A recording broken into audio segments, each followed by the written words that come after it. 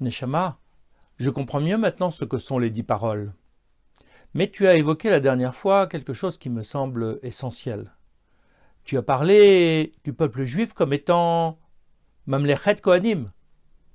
C'est quoi cette notion de dynastie ou de royauté de Kohanim? Je savais qu'à l'intérieur du peuple juif, il y avait des catégories d'individus. Il y avait le Kohen, il y avait le Lévi et celui qu'on appelle Israël, c'est-à-dire le reste du peuple juif. Mais pourquoi Dieu parle de l'ensemble de son peuple comme étant une nation de prêtres? Est-ce que ça voudrait dire que si je veux devenir Kohen, je peux devenir Kohen? Et pourquoi pas Kohen Gadol après? Explique-moi. Ego, tu dois comprendre le sens profond de cette expression-là. Tu as bien compris que là se jouait le rôle du peuple juif. Il est désigné dans le chapitre 19 de l'Exode en tant que Mamlechet, Kohanim, Vegoy Kadosh. Il y a deux expressions. D'un côté, ce qu'on traduit habituellement comme dynastie de prêtres, et d'autre part, un peuple saint, un peuple consacré. Arrêtons-nous à chacun de ces éléments-là.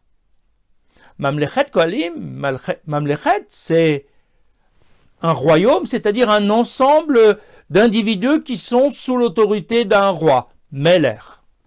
Et le roi par excellence, c'est bien Akadosh Baruch Hu. Donc, d'emblée, le peuple juif est placé sous la royauté d'Akadosh Baruch Hu, de Dieu. De l'autre côté, Goy Kadosh, nous y reviendrons, c'est peut-être plus peuple consacré que peuple saint.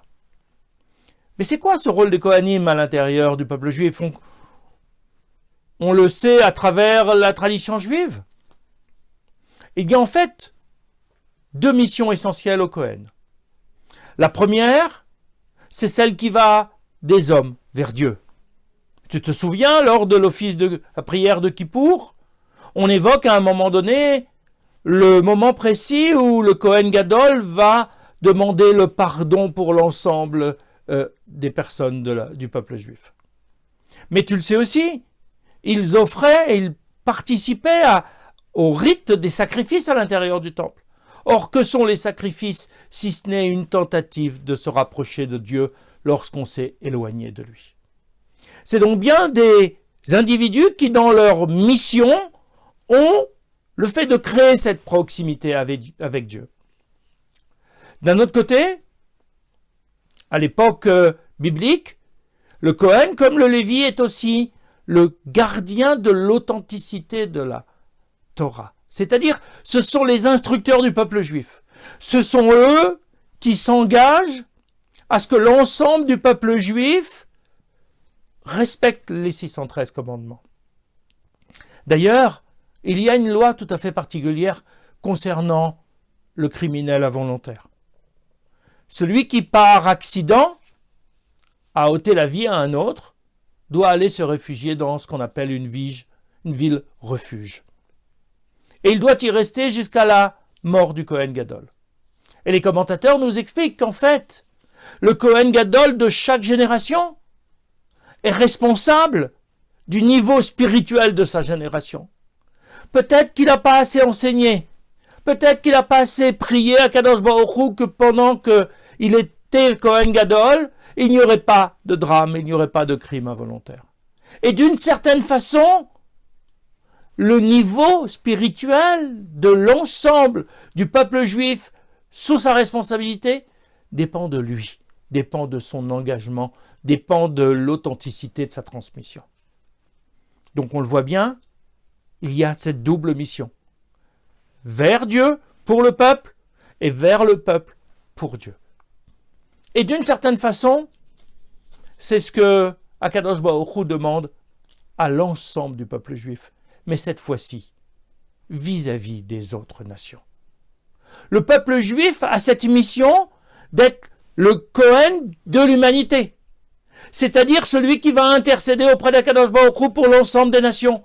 Et regarde au moment de la fête de Sukkot, les Bnei Israël, à l'époque du temple, offraient 70 taureaux pendant la fête de Sukkot par rapport aux 70 nations pour obtenir le pardon pour leurs fautes. Et de la même façon, le niveau de spiritualité du peuple juif est le garant de la survie de l'humanité. Parce que d'une certaine façon, non pas en allant vers les non-juifs, non pas en allant les instruire directement, mais en vivant son judaïsme, le peuple juif sert de modèle à l'ensemble des nations.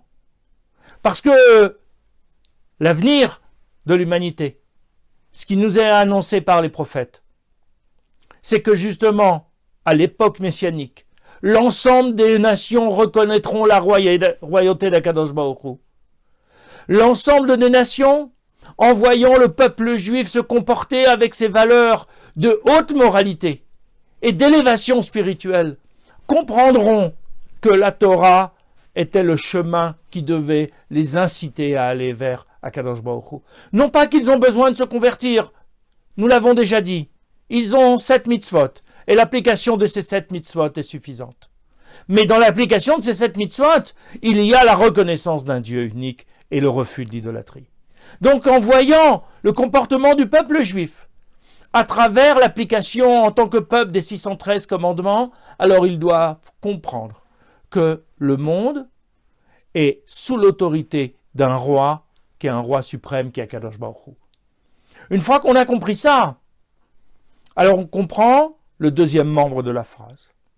Parce que le peuple juif n'est pas un peuple saint, dans le sens de sacré, comme on l'entend parfois. Il est un peuple consacré. Il se consacre à Akadosh Baruch Hu. Il est consacré par Akadosh Baruch Hu à cette mission. Et c'est vrai que c'est ça qui doit donner la force au peuple juif, de résister à toutes les attaques des nations. Ceux qui ne comprennent pas qui est encore le roi du monde. Ceux qui n'ont pas envie de reconnaître que Akadosh Baruch Hu est le Meler. Or nous devons leur montrer, dans notre vie quotidienne, que le fait de vivre en proximité avec Akadosh Baruch Hu, c'est possible. On se consacre à ça. Ce n'est pas quelque chose qui va enlever l'humanité à l'homme. Au contraire, la royauté d'Akadosh Baruch Hu, à travers l'application des mitzvot et de son enseignement, doit nous permettre de vivre dans cette proximité avec Akadosh Baruch Hu, tout en étant un homme responsable de ses choix, tout en étant un homme libre qui n'est pas nié dans son humanité parce qu'il est en la proximité avec Akadosh Baruch Hu.